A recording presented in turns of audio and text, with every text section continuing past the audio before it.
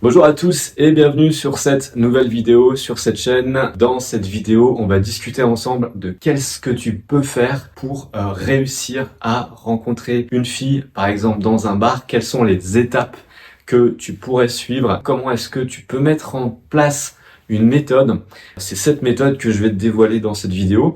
On va discuter de tout ça ensemble. Juste avant, si c'est pas déjà fait, je t'invite à t'abonner à la chaîne. Je t'invite également à laisser un pouce bleu pour la visibilité. Tu cliques sur ce lien et tu peux renseigner ton mail pour être inscrit à la newsletter et au groupe privé, recevoir plein de conseils. Donc dans cette vidéo, on va discuter de comment est-ce que tu peux faire pour créer une connexion authentique et forte avec quelqu'un que tu viens à peine de rencontrer. Ce qui est important à saisir, c'est que ça va forcément passer un petit peu par de la manipulation.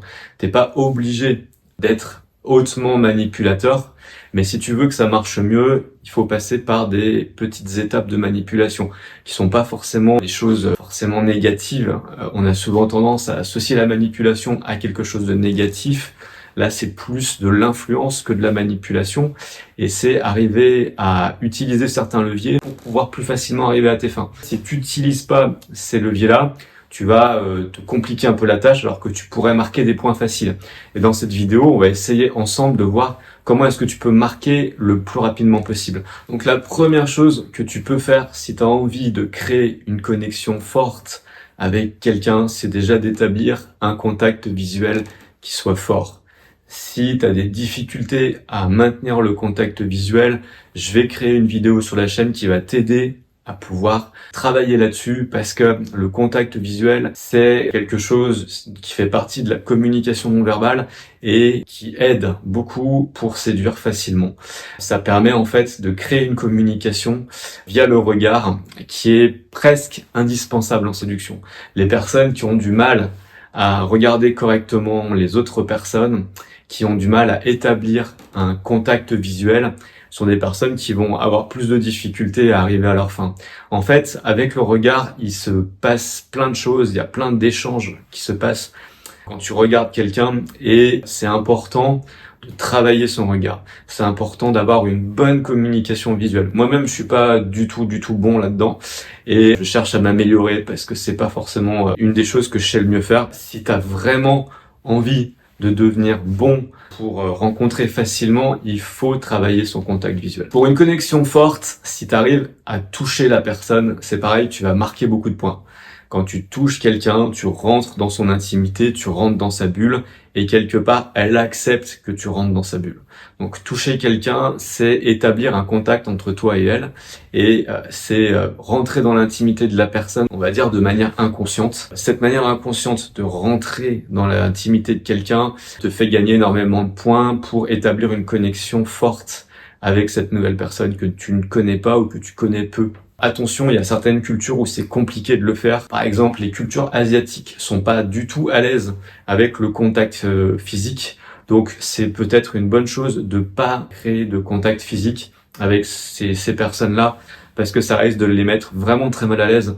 Et le but, c'est pas de mettre mal à l'aise les gens. Le but, c'est que s'établisse une connexion forte, authentique entre vous. Si c'est trop à l'opposé des valeurs de la personne, c'est l'inverse que ça risque de créer. Donc moi, je te recommanderais pour les personnes qui sont asiatiques de pas le faire. Donc quand tu vas commencer à rencontrer la personne pour la première fois, tu vas avoir un score très élevé de désirabilité et d'intérêt. Parce qu'en fait, t'es l'inconnu de la salle ou t'es la nouvelle personne et on est toujours excité, intrigué par la nouveauté. Il va y avoir un aura de mystère autour de toi qui va être plutôt bénéfique. Si en plus de ça, t'as la chance d'avoir une bonne bouille, si t'as la chance d'être bien habillé, enfin c'est pas une chance, c'est mettre ça en valeur chez toi, tu vas encore augmenter ton score au départ. Donc vraiment au début des interactions, tu risques d'avoir un score d'attractivité qui est très important. Par contre, ça risque de descendre au fil du temps. Ça c'est le piège qui se passe. Enfin, c'est inéluctable quasiment. C'est-à-dire que naturellement, tu vas commencer avec un score haut et petit à petit, ça va descendre. Le but de la vidéo, c'est d'essayer de maintenir cette courbe la plus haute possible, même si tu sais qu'il va y avoir des vagues. Essayer de travailler ça. Donc, comme je t'ai dit, au départ, le contact visuel, le toucher, également une bonne apparence physique et déjà t'es au niveau du scoring de départ, t'es déjà sur un scoring très élevé. Donc on dit souvent que le premier contact, c'est le contact le plus important. Et donc je vais pas déroger à la règle et je vais te dire exactement la même chose. Je vais juste te dire qu'en fait, si tu as envie d'avoir un contact qui marche bien, essaye d'apporter du fun, essaye d'apporter de la positivité, essaye d'apporter quelque chose de léger. Si tu arrives dans la discussion avec quelque chose de fun et de positif, tu vas marquer directement l'esprit de la personne par quelque chose d'agréable. Et je sais pas si tu as remarqué, mais des fois quand tu rigoles, tu es dans une forme d'insouciance et tu es dans une posture un peu de faiblesse en fait, quand tu es sous le charme de quelqu'un qui te fait rire. Tu remarqueras un petit peu, tu te détends, tu es à l'aise et du coup c'est une brèche qui s'ouvre. Et c'est cette brèche-là que je vais te demander d'essayer de créer quand tu vas rencontrer une nouvelle personne.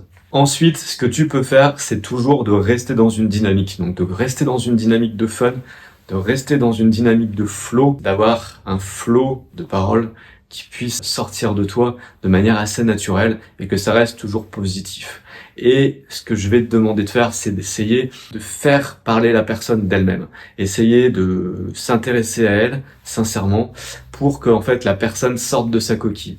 Ce que tu peux faire, si tu as envie que la personne sorte de sa coquille, tu peux donner des petits détails personnels te concernant. La petite subtilité, c'est qu'il faut que tu essayes de parler un petit peu de toi, mais juste suffisamment pour que la personne en face de toi puisse s'ouvrir et qu'elle puisse parler de sa propre vie. Tu vas agir sur un levier qui est le narcissisme des gens, enfin le narcissisme de tout le monde d'ailleurs, et tout le monde adore parler de lui-même. Donc si tu arrives à mettre à l'aise suffisamment la personne pour qu'elle ait envie de te partager des détails personnels, en fonction des personnes, c'est plus ou moins facile.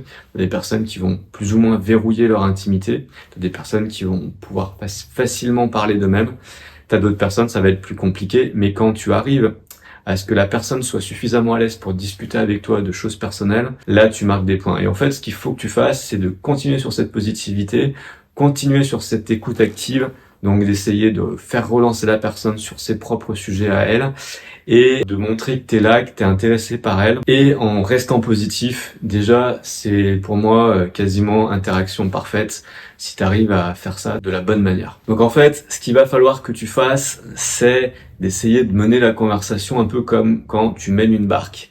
En gros, tu sais exactement là où tu vas aller dans la discussion, dans la conversation. Tu sais la finalité de la conversation. L'objectif, c'est pas de discuter pour discuter. L'objectif, c'est de discuter pour arriver à une fin. Faut pas non plus trop se mettre la pression sur la finalité parce que ça peut être contre-productif et tu peux être moins bon dans ton flow, d'être un minimum conscient que l'interaction doit aller quelque part. D'ailleurs, ce que je t'invite à faire, c'est d'essayer de voir les nouvelles interactions que tu vas avoir, les nouvelles conversations avec les nouvelles filles comme un jeu. Imaginez que chaque moment que tu passes avec elles, c'est des exercices pour t'entraîner comme un brouillon dans un exercice final. Pourquoi ? Parce que je pense que ça peut vraiment te permettre de relâcher la pression sur les objectifs et que ça peut te permettre d'être bien évidemment meilleur par rapport à ce que tu pourrais faire si tu es trop obnubilé par le résultat. Encore une fois, c'est vraiment une question de là où tu mets le curseur. Chez certaines personnes, elles vont avoir tendance à avoir trop de flow et à pas être assez focus sur le résultat.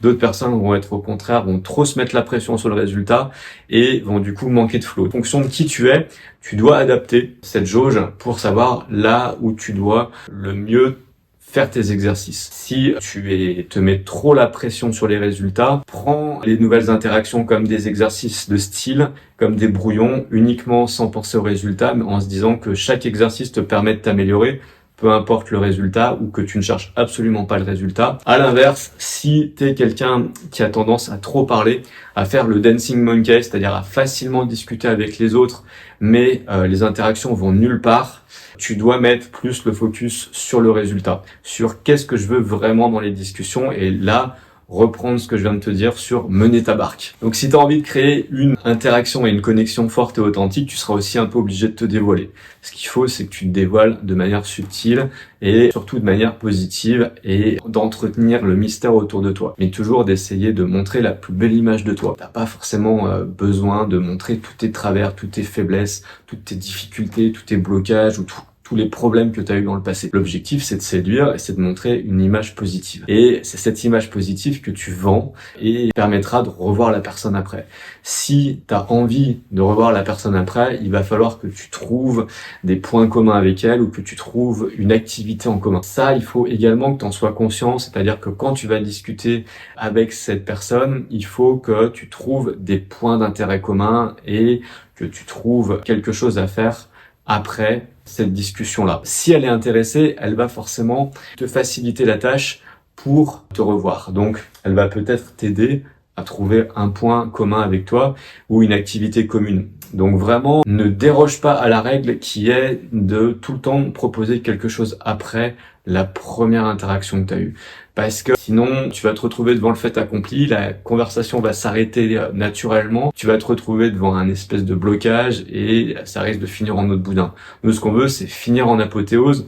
Donc en gros, t'essayes de savoir un peu à l'avance qu'est-ce que tu pourrais faire avec la fille dans les prochaines semaines ou dans les prochains jours et de proposer ça de manière directe en disant « Ah tiens, écoute, je sais pas, t'es intéressé par l'art, il y a une exposition là en ce moment, on pourrait peut-être y aller ensemble le week-end prochain. » Il faut que tu arrives à lancer ça de manière très naturelle, sans pour autant lui montrer que tu veux absolument la revoir, mais juste de faire clignoter la lumière dans son esprit, c'est-à-dire que elle se dise ah tiens il vient de me parler d'un truc et ça fait tilt. Voilà, c'est juste ça qu'il faut que tu fasses au départ, c'est que que tu fasses clignoter la lumière et tu reviens un petit peu après dessus en disant ah tiens en fait on a parlé de ça tout à l'heure, si tu veux ce qu'on peut faire on échange nos numéros.